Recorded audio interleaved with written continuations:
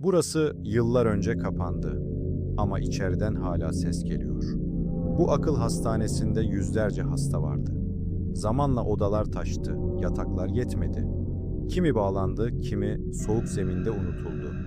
Hastane kapatıldığında her şey olduğu gibi bırakıldı. Paslı yataklar, kırık kapılar ve eksik kalan sesler.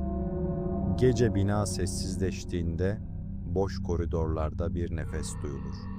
Beni çıkar ama kimse geri dönmez. Çünkü bazıları hala çıkamadıklarını söylüyor.